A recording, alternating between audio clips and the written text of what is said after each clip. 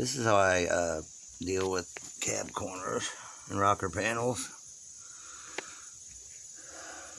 A little bit of spray foam.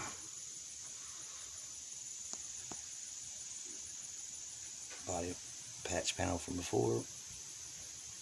Anyway, cut the rust out.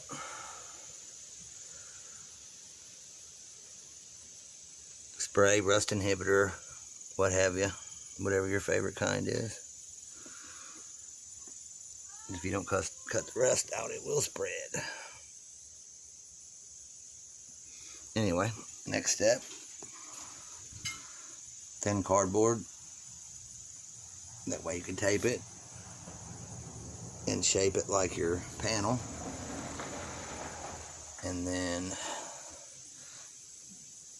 poke your little hole. Fill it with spray foam. Let the spray foam expand, dry. Probably take overnight. Then peel off the tape, trim the foam. Bondo stays thin. It shouldn't crack.